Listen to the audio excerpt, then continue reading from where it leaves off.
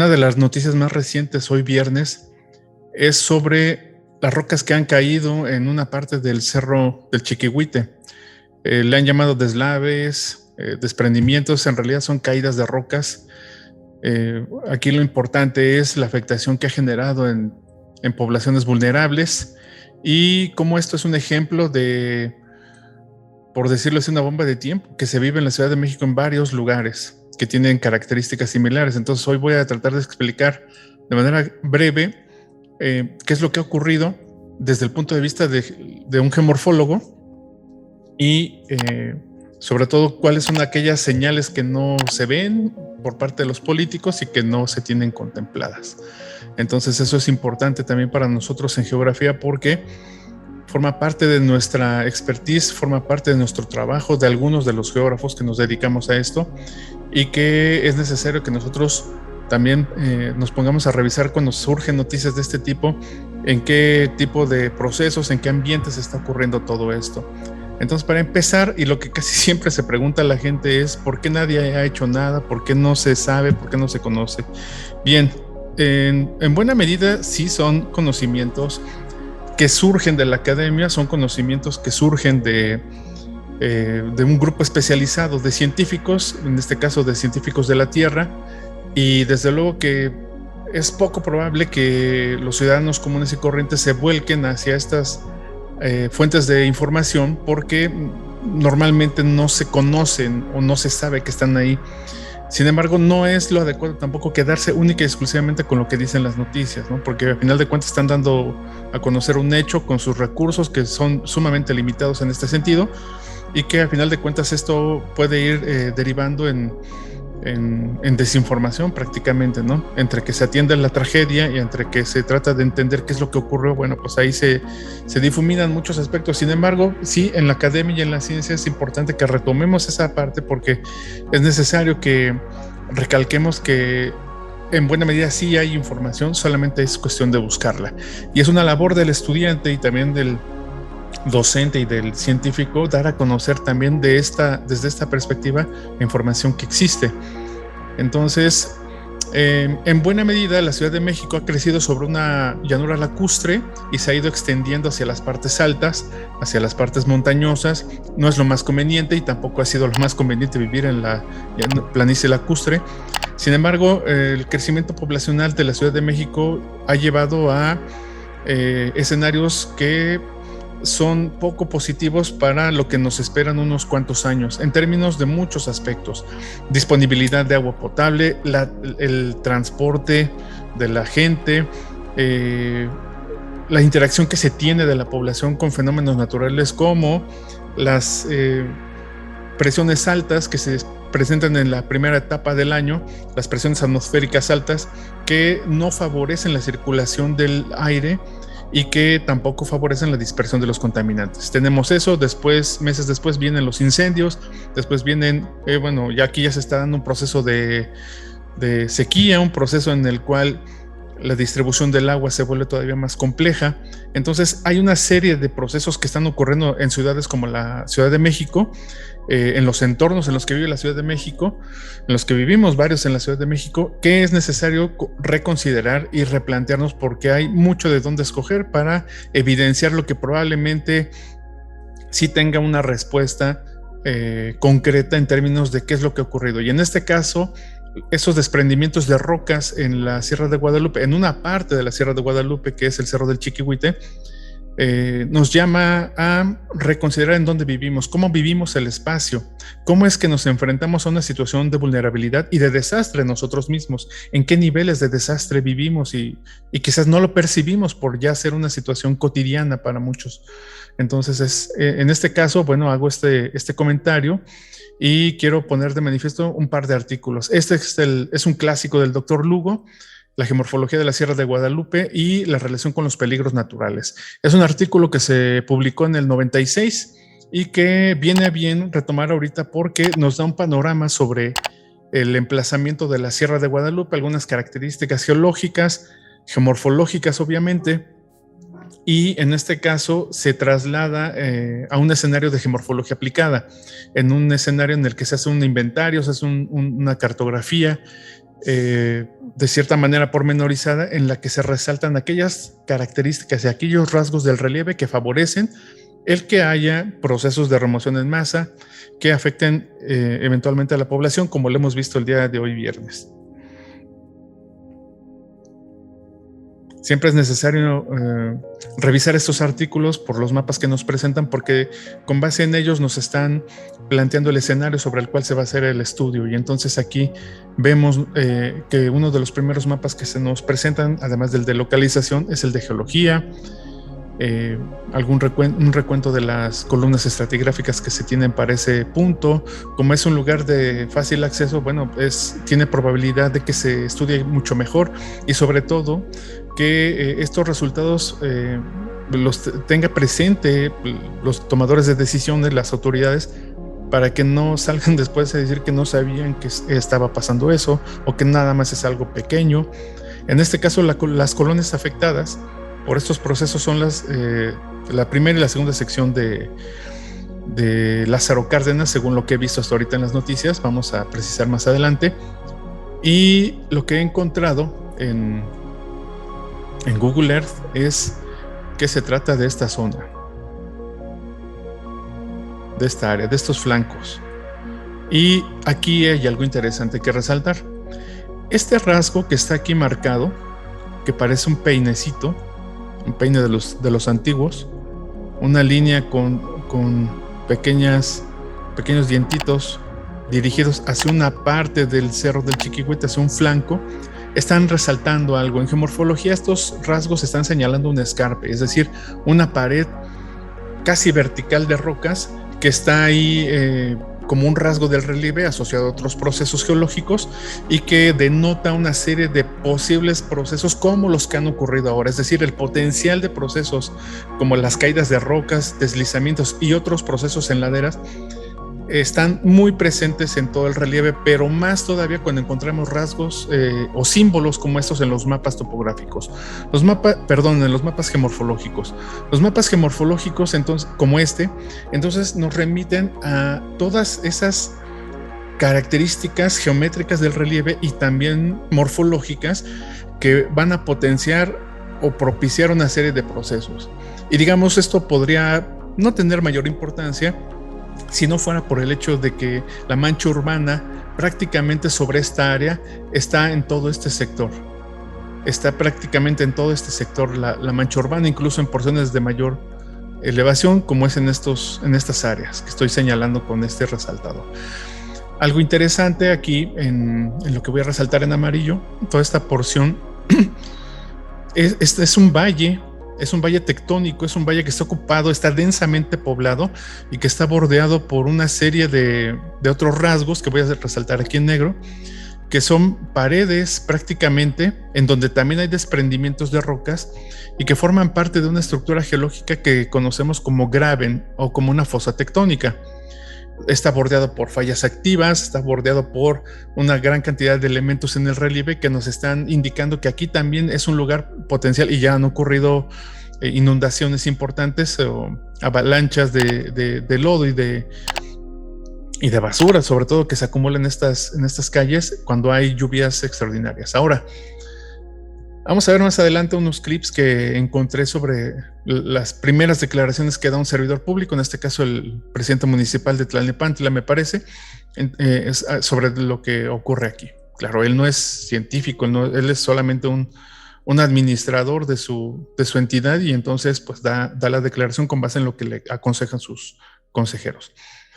Interesante. ¿Qué otra cosa interesante de este mapa? Bueno, todas prácticamente. Es una leyenda estructurada de tal manera que utiliza símbolos con códigos que están descritos en este pie de imagen, en este pie de figura, perdón, y que nos remiten a aquello que está representado en el mapa propiamente. Entonces, tiene una organización muy clara para que nosotros veamos todos estos rasgos aquí que están señalados, todos estos símbolos, esos achurados, y que aquí tienen una explicación. Eso es lo importante.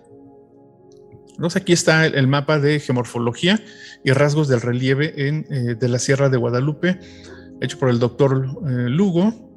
Y ahora vamos a ver otro artículo. Este es mucho más reciente, del geólogo Armando García Palomo y sus colaboradores, cuando él trabajó bastante sobre estos temas desde la geología y también con algunos aportes de geomorfólogos importantes como el doctor José Juan Zamorano. Aquí él está haciendo sobre la Sierra de Guadalupe un inventario de deslizamientos o de procesos de remoción en masa en general, porque encontró que era necesario también, él fue el director del Servicio Geológico Metropolitano, que era necesario generar datos recientes y sobre todo puntuales de esta gran cantidad de procesos activos y que ponen en peligro a la población en este caso, sobre todo a los que viven en las márgenes del Cerro del Chiquihuite, que está localizado aquí. Y las poblaciones afectadas se encuentran en este lugar. Entonces aquí están nada más dos referentes para que tengamos en cuenta que sí hay información, sí se han estudiado estos trabajos, pero hay una parte en donde la ciencia pues llega a un punto en el que no puede hacer más que dar a conocer estos hallazgos en el círculo que le corresponde, y quienes deben tomar las decisiones pues deben digamos, acercarse a estos elementos que están ahí, porque ya ellos tienen a su cargo la administración de un gran conjunto de colonias y de personas, básicamente, a las cuales tienen que rendirle cuentas, no nada más ir a pedir votos y ya. Pero bueno, ese es otro tema. Estos mapas son, digamos, necesarios para hacer estos estudios porque nos están mostrando algunos aspectos que son colaterales que acompañan a la dinámica del relieve en estos casos, y gran parte de ello, bueno, viene aquí con las pendientes de las laderas, pendientes que van, pues digamos, de 0 a 15, que es en esta coloración un poco amarillenta, clara, y las pendientes o las inclinaciones en el terreno que van siendo más abruptas conforme van aumentando en el relieve. En el otro mapa pues están mostrando prácticamente los rangos altimétricos. Vean cómo el Cerro del Chiquihuite se ubica en una de las posiciones más bajas de todo el conjunto de la Sierra Volcánica de Guadalupe, y lo que yo les mencionaba, otro rasgo importante es esta estructura casi cuadrangular, rectangular mejor dicho. No es tema de este video, pero es importante que sepamos que es la explicación de lo que ocurrió en el Cerro del Chiquihuite el día de hoy, pues está aquí mismo en el mismo paisaje. Aquí en este mapa pues pone las isoyetas, las áreas en donde se localizan precipitaciones, y aquí ponen los rangos de lluvia que se tienen registrados, caen en estos lugares. Las lluvias en buena medida tienen un comportamiento muy interesante, porque en algunos casos pueden tener ya el registro de lo que ha caído durante los últimos 40, 50 años, y con eso se construyen esos mapas. Pero también hay eventos extraordinarios en 24 horas. Esos eventos pudieran estar fuera de este análisis, porque aquí están presentándose promedios, y lo que también sería importante ver en estos mapas serían estos eventos en 24 horas, porque muchas veces son los eventos que detonan ciertos procesos que resultan en catástrofes, como las inundaciones que están ocurriendo en Tula. Son eventos que se suman a la dinámica ciclónica y a la dinámica estacional. Entonces no hay, digamos, una respuesta tan favorable en el paisaje como para que se conduzcan las aguas, ya sea vía infiltración o los sistemas fluviales.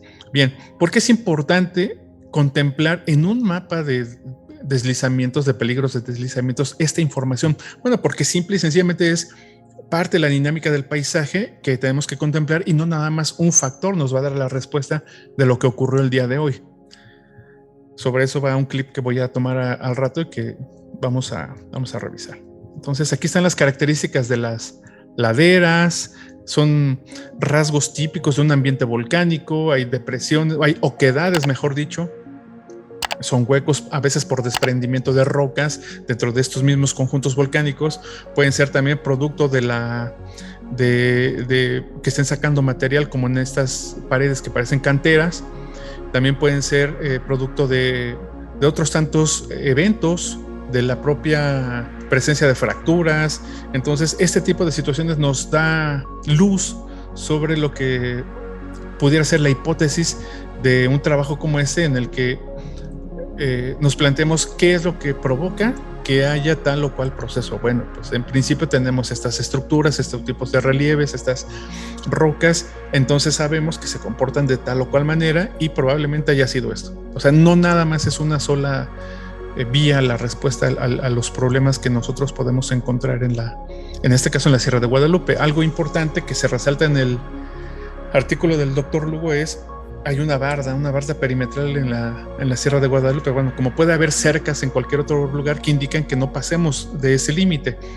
Sin embargo, en lugares como el Cerro del Chiquihuite, pues esto sale sobrando, porque sí o sí no tiene uno que habitar en esos lugares, porque puede en algún momento ocurrir un problema como el que ocurrió hace unas horas.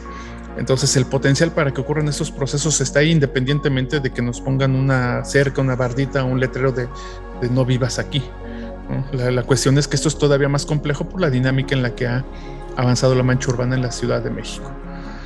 Todo esto se engloba dentro de un grupo de procesos que se llaman procesos gravitacionales o procesos de remoción en masa. También se les conoce como procesos de ladera, y están categorizados, están catalogados, están ya bien reconocidos de acuerdo al tipo de material que se está removiendo. Si es tierra, la morfología que tienen, si son solo rocas, si es lodo, si solo son hundimientos. Entonces, todo esto ya se sabe. La cuestión es identificarlo para tener en cuenta que hay un catálogo de estos procesos, como el que hizo aquí el doctor Armando García Palomo, ¿no? Y como el que hizo también el doctor José Lugo, que le antecede, ¿no? Entonces, todo eso para pasar ahora a ver en Google Earth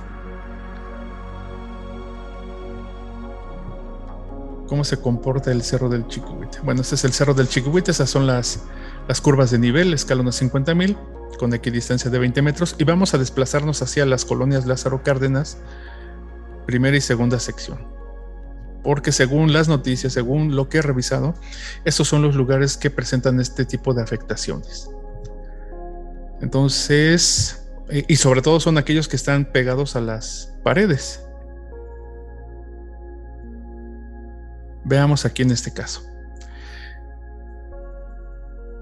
Tenemos viviendas, aquí está la avenida principal, tenemos viviendas en toda esta parte, y de inmediato aquí está esta barda que es la que se veía en esas fotos, esta barda que nos indica que ya no pasen de aquí.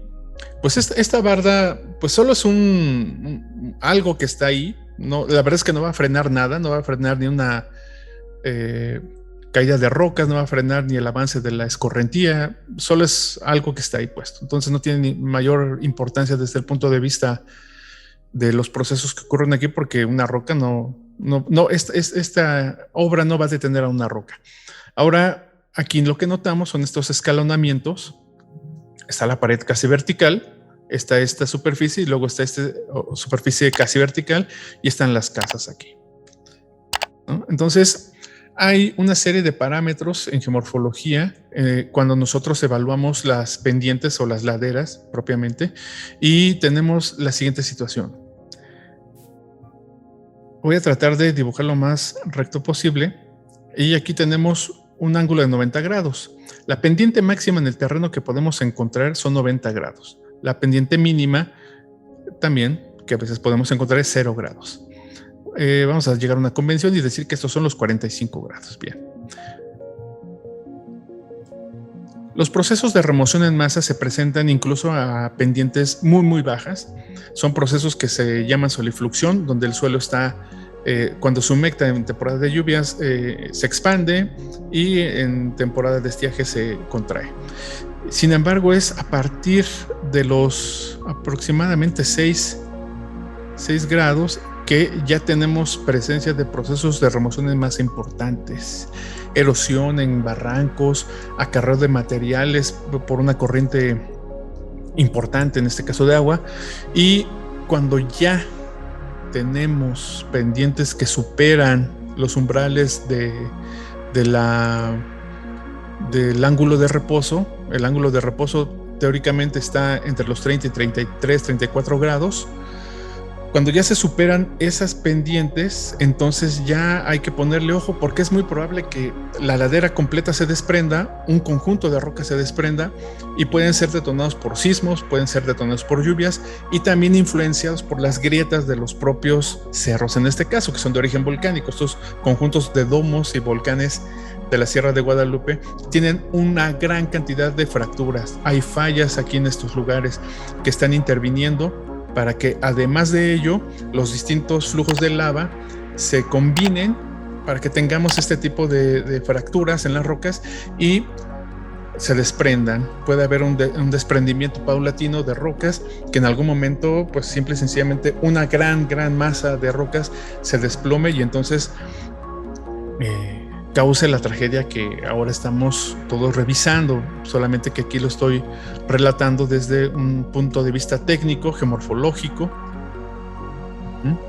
con la evidencia que tenemos de estos lugares en donde estamos nosotros pasando ahorita por estas paredes, ¿no? Si yo me tocara a mí trazar aquel rasgo que tenía en su artículo el doctor Lugo, entonces yo tendría que recurrir a este artículo y los rasgos, ¿no? Este rasgo que está aquí señalado, este de aquí.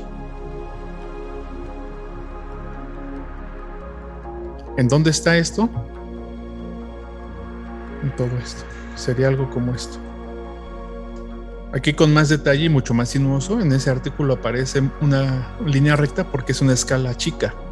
Aquí lo estamos haciendo con un poco más de detalle, aún así es muy burdo, pero este sería el punto en donde la pendiente rompe. Es decir, aquí viene una pendiente más o menos convexa, suave, y de repente rompe. O sea, tenemos una pared casi vertical, en algunos casos sí es vertical, ¿no?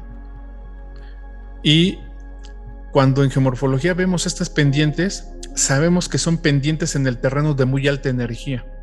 Son pendientes en el terreno que si están cercanas a los 90 grados, no tienen que estar cercanas a los 90 grados, con que estén a 20 o 30 grados, ya implica un potencial importante de que haya caída de materiales, de que haya un deslizamiento, un desplazamiento de rocas.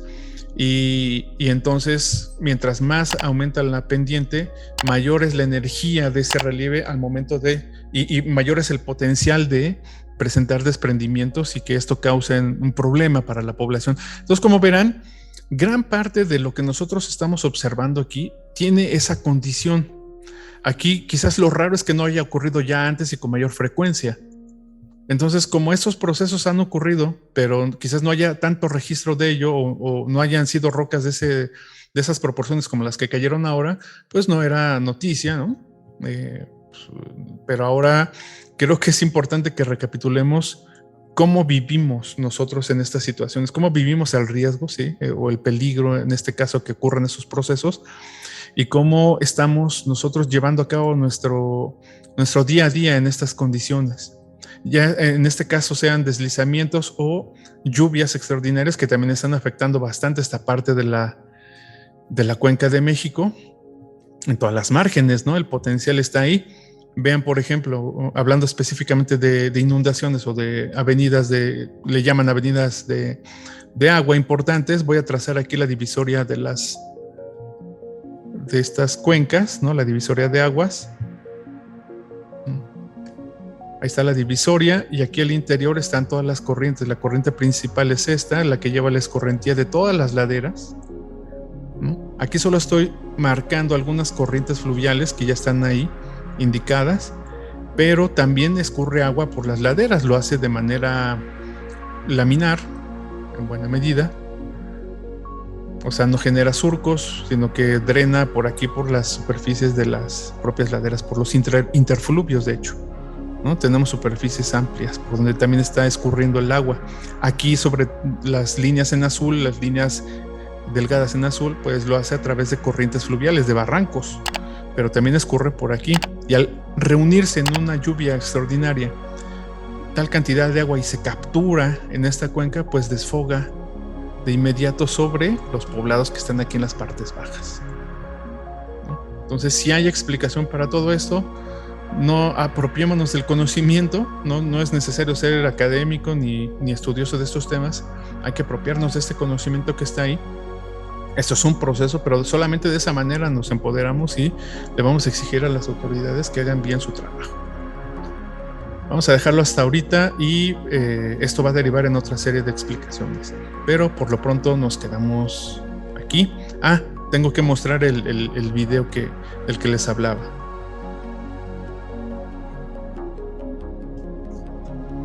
Vamos a ver ahora la explicación a bote pronto que da este pobre ser humano que no quisiera estar yo en su lugar. En primer lugar, no tenía por qué quitarse el cubrebocas, eso ya aumenta el riesgo en ese lugar, ¿no? Bien, los topos, en fin, se están activando los protocolos. Es un desprendimiento, son dos rocas muy grandes. A causa de la lluvia tal vez que ha... Es muy probable que sea por 4 personas. Es muy probable que sea por las lluvias, ¿no? Ese es un factor, pero no. Es más por las características geológicas del lugar, más por las condiciones del terreno.